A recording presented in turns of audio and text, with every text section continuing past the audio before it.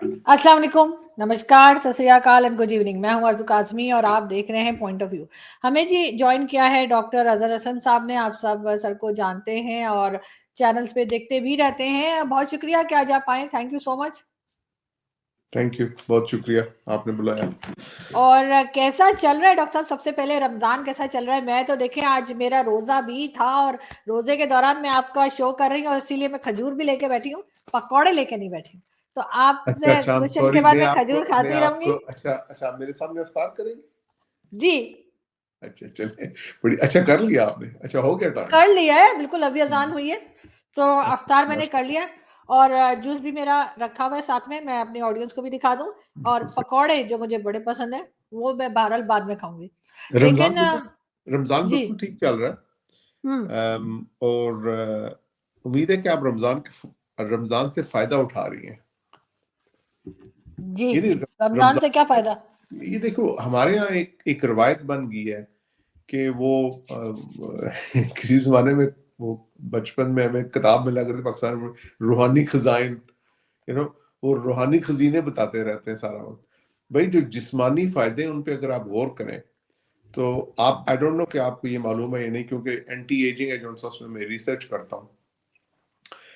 Fasting agency, روزہ رکھنا، پرہیز کرنا، کھانے سے کم کھانا اور کم سے کم 12 سے 16 گھنٹے کا وقفہ دینا سالڈز کھانے میں، یہ آپ کی ایج کو سلو ڈاؤن کرنے میں، ایجنگ پروسیس کو بڑھاپے کو سلو ڈاؤن کرنے میں، بڑھاپے ایجنگ کو ریورس کرنے میں سب سے افیکٹو میتھڈ ہے.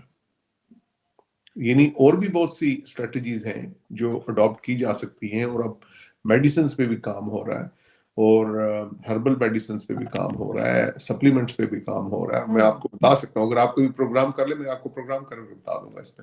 لیکن یہ روزہ رکھنا ہے جون سا، it is still considered the best strategy to age. میں آپ کو بالکل، مختصراً بتا دوں اس میں.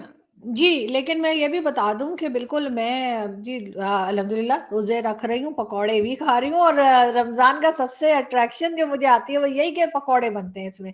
باقی تو خیر روزہ تو رکھا ہی جاتا ہے، اور آج کل موسم بھی کیونکہ اچھا ہے تو اس لیے زیادہ محسوس بھی نہیں ہو رہا. ویسے لیکن پکوڑا جون سا اگر اس کو کھانے کے طور پہ روٹی کے ساتھ کھایا جائے اور چٹنی کے ساتھ تو it's probably one of the best meals, right? بالکل ایسا ہی ہے. لیکن اس سے پہلے کہ لوگ یہ سمجھیں کہ شاید ہم کوئی جو ہے وہ پکوڑوں کا شو کرنے لگے، تو ہم اگر اپنے ٹاپک کی طرف آ جائیں تو زیادہ اچھا ہے. اور سب سے پہلے ڈاکٹر صاحب فواد چودھری صاحب کی بات کروں گی. انہوں نے کہا کہ جی جو کے پی کے اور پنجاب کی اسمبلیز کو توڑا گیا، ڈیزالو کیا گیا، وہ ایک غلطی تھی. اب یہ کرنے کے بعد یعنی پہلے تو اسمبلیز کو ڈیزالو کر دیا، اور اب فواد چودھری جو کہ کافی ایک پرومیننٹ جگہ پہ ہمیشہ سے رہے ہیں، پی ٹی آئی کے منسٹر بھی رہ چکے ہیں کئی جگہ پر، اور ان کا یہ کہنا آپ کس طرح دیکھ رہے ہیں ان کی اس بات کو؟ اچھا تھینک یو، آپ نے سوال کیا. جیسے ہی شو ہم پکوڑوں پہ ہی کر رہے ہیں، اگر آپ دیکھیے، اب آپ میں سنیے، پکوڑے میں کیا ہوتا ہے؟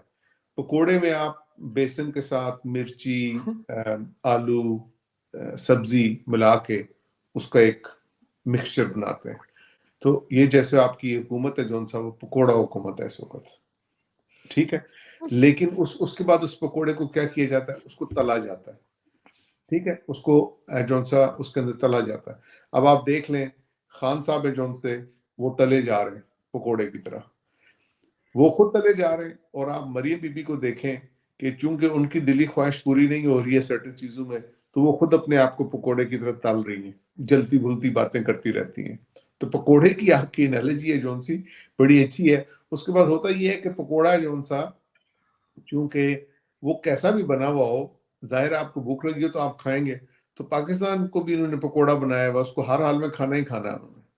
اس کے اندر جون سا آلو ہوگا تو وہ بھی کھائیں گے اس کو، سبزی ہوگی، مرچ ہوگی، ہر قسم کا پکوڑا چلے گا اور اس کو کھایا جائے گا. آپ نے جو بات کی، میرا خیال ہے کہ مطلب I don't want to talk about Chaudhry Fawad اور اینی پرسن ان اسپیسیفک، کیونکہ آپ روٹی کی بات ہم کر رہے تھے. اب آپ ایک ایسے ملک کے بارے میں کیا کہیں گے جو میرا خیال ہے کہ آپ I'm sorry to say کہ آپ کے جو جرنلسٹ لوگ آپ اس کو اتنا ہائی لائٹ نہیں کرتے، لیکن کتنی ٹریجک ہے کہ آپ گھر سے نکلتے ہیں لینے کے لیے رزق روٹی، وہ بھی آپ لائن میں لگتے ہیں، اپنی تذلیل کرواتے ہیں، اور آخر میں جون سا آپ کی لاش ہے جون سی وہ چارپائی پہ واپس اس گھر کے اندر آتی ہے۔ آپ امیجن کریں کہ ان گھر والوں کے اوپر کیا گزری ہوگی۔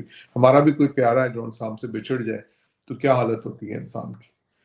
تو مطلب ایک ایسا ملک جس میں عوام کو اس حالت میں پہنچا دیا گیا ہے، اس کے بارے میں جون سا آپ انسان I don't think we need to talk about specific persons یا ایون جو پروسیسز ہو رہے ہیں یا ایون جو حالت میں جس حالت میں جو آج کل اقدامات اٹھائے جا رہے ہیں، مطلب آپ I'm sorry to say لیکن جس چیز کو کھولیں وہاں پہ اس میں تعفن اور بو ہے۔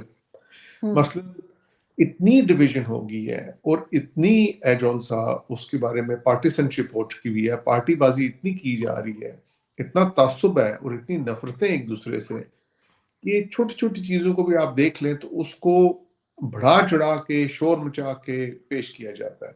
اور بڑے اچھے اچھے سینئر جرنلسٹ، مطلب میں نے آج یہ جو کل سے عطر من اللہ صاحب کا ایک نوٹ آیا ہے، اچھا وہ فیصلہ نہیں ہے، وہ نوٹ ہے جو اس کی لیگل ویلیو میں انڈرسٹینڈ کرتا ہوں، تو اس کے بارے میں آپ دیکھ لیں جو لوگ الیکشن کو ڈیلے کرنا چاہتے ہیں، ریگارڈلیس کی کانسٹیٹیوشن کیا کہتا ہے وہ اس میں بڑے انتہائی محترم سینئر جرنلسٹ بھی شامل ہے، میں نام نہیں لینا چاہتا ہوں، میں نے سیریسلی سنا ہے مطلب ان لوگوں کو، جو لوگ جون سے پی ڈی ایم کی سائڈ پہ یا اینٹی عمران ہے، ٹھیک ہے، وہ اس میں سے ہر طرح کی توجیہ نکال رہے ہیں اور اس کی تعریف کر رہے ہیں اور اس کی شاباشیاں دے رہے ہیں اور سب کچھ دے رہے ہیں، اور جو اس کے اگینسٹ ہیں ریگارڈلیس کہ وہ کوئی انڈیپینڈنٹ اوپینین دیں، وہ مسلسل جون سا اس پہ تنقید کا نشانہ بنایا جا رہا ہے اس کو۔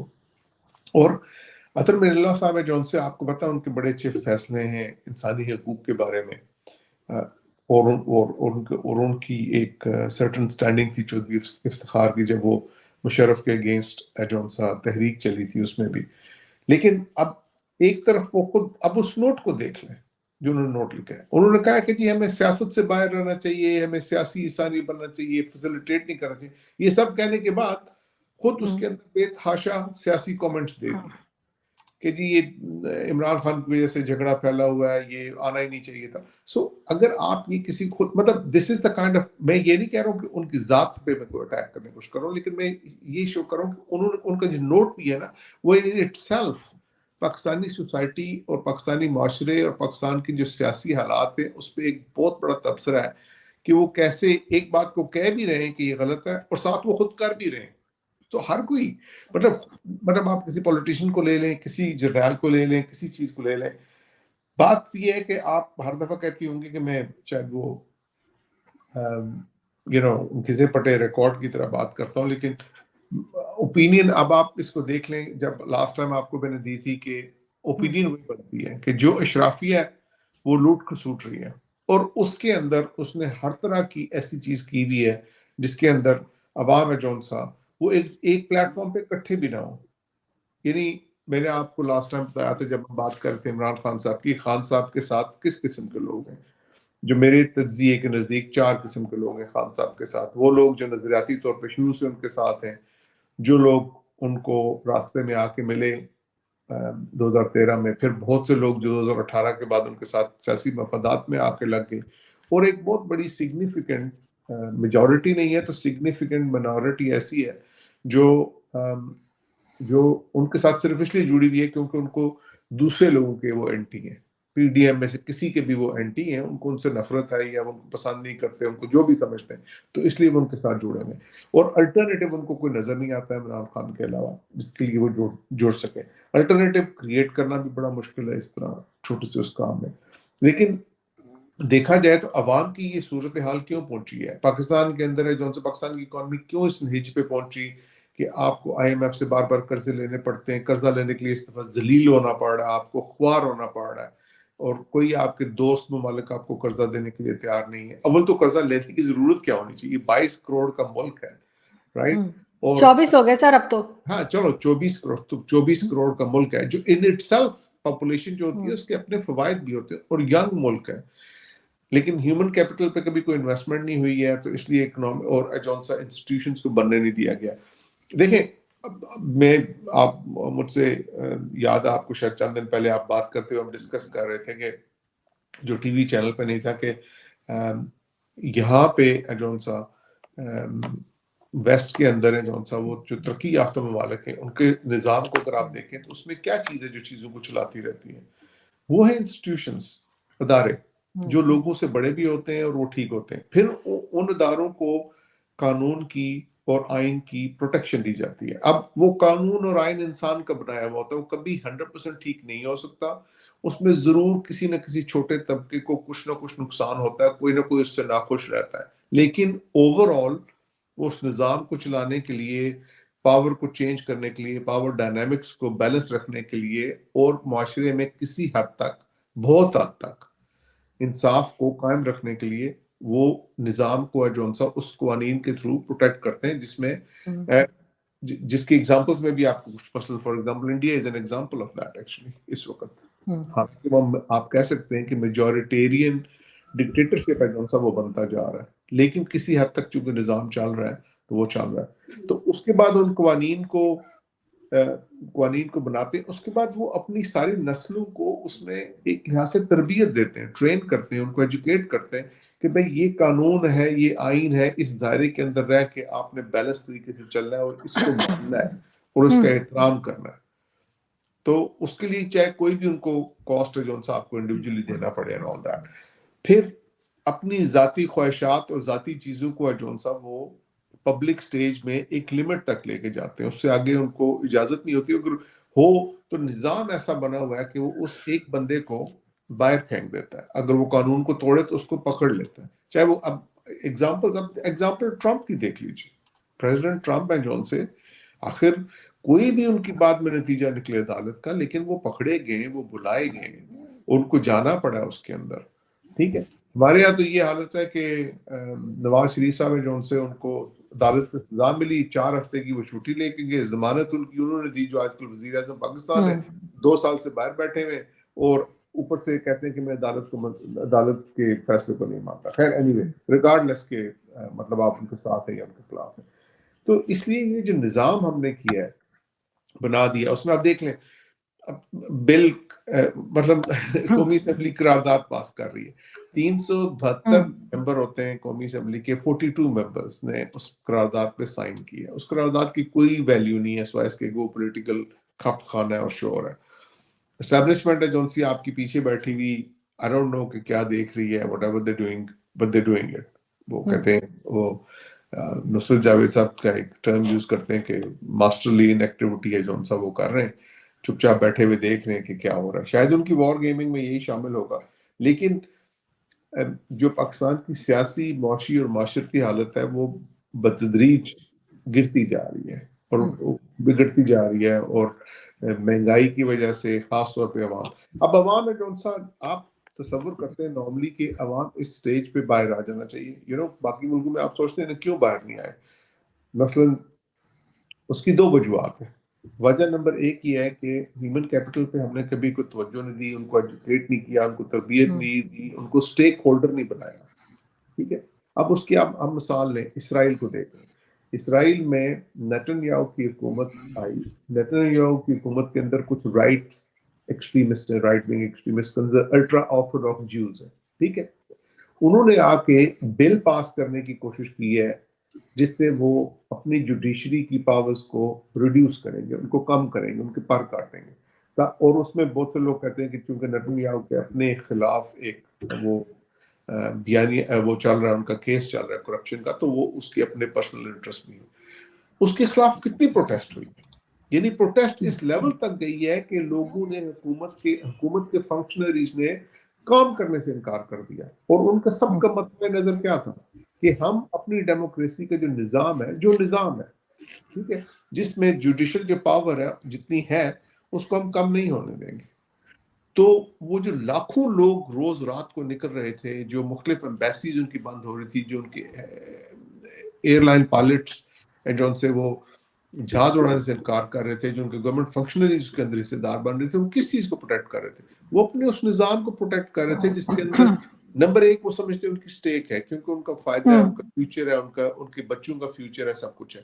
نمبر 2 وہ اس کے بارے میں احساس رکھتے ہیں، اس کے بارے میں ان کو تربیت دی گئی ہے، ان کو اس کے بارے میں ایجوکیٹ کیا گیا ہے.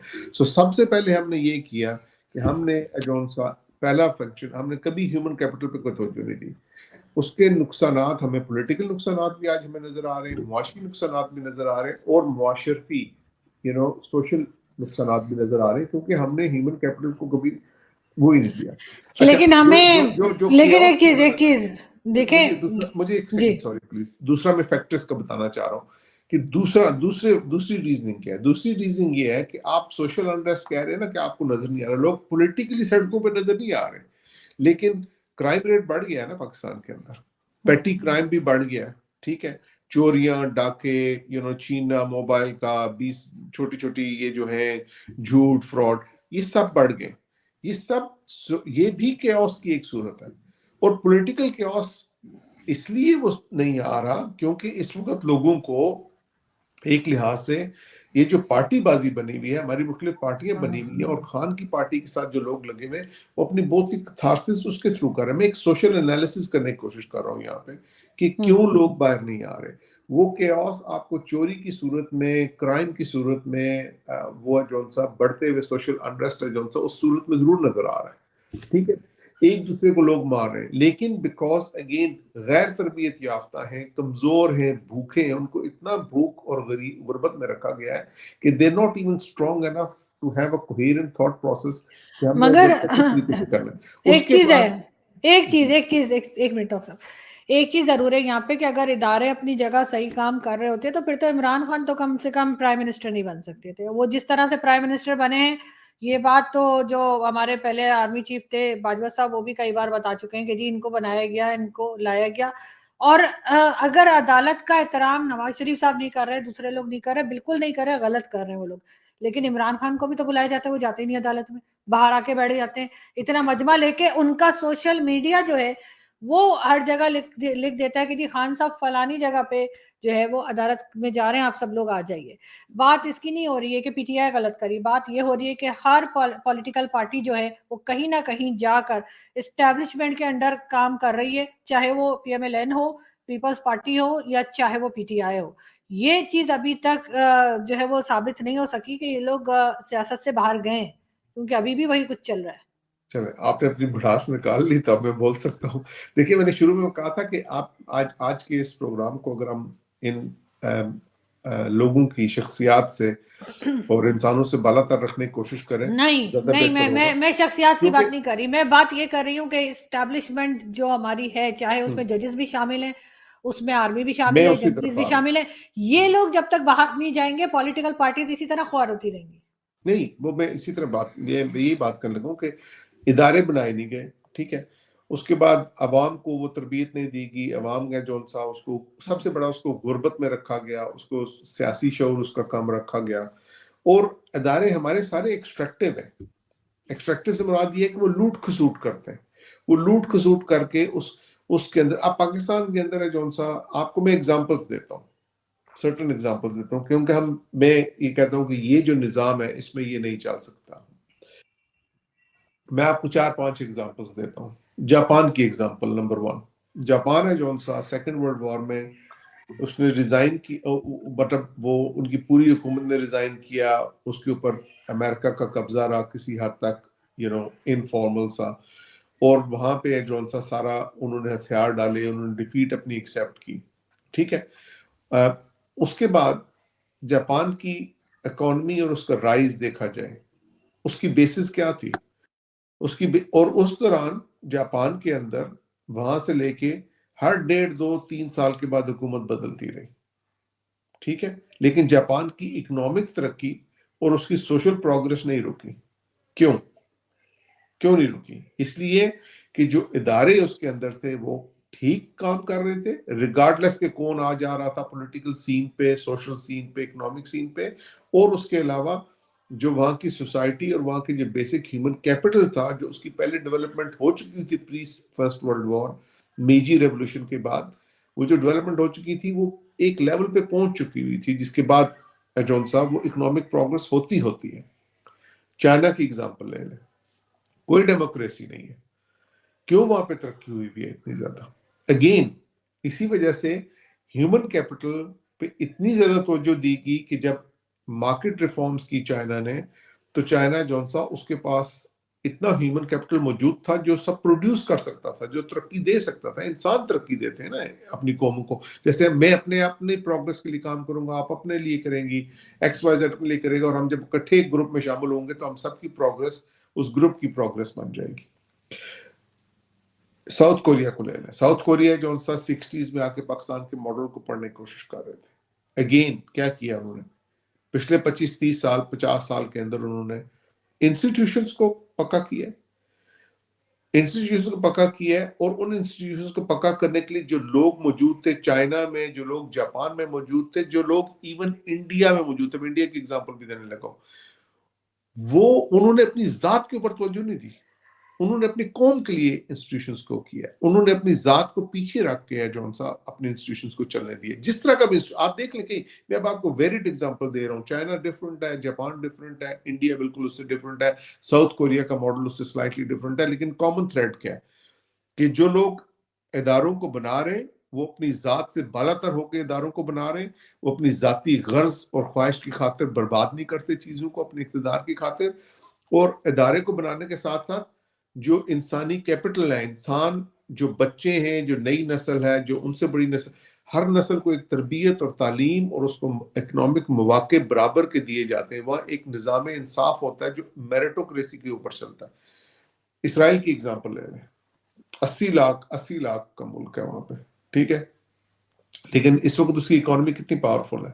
اس کے ارد گرد جو سے ہاسٹائل نیبرز بھی رہے ہیں، اس نے جنگیں بھی لڑی ہیں، رائٹ. لیکن کیوں؟ اگین ادارے، اور جو لوگ جن لوگوں نے اداروں کو بنایا انہوں نے سنسیئرلی بنایا.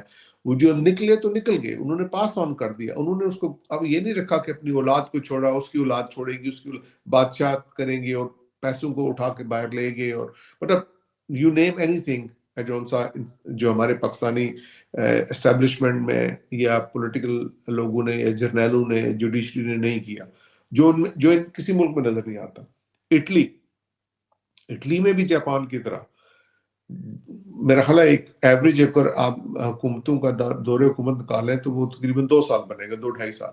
لیکن اٹالین اکنامک مشین ہے جون سا، اور اٹالین ادارے چلتے رہے، اس لیے چلتے رہے کیونکہ جو نظام کے اندر تبدیلی آتی ہے اس کو وہ چلنے دیتے ہیں. حالانکہ اٹلی کے اندر، چائنا کے اندر بے تحاشا کرپشن ہے، انڈیا میں بے تحاشا گرافٹ اور کرپشن ہے.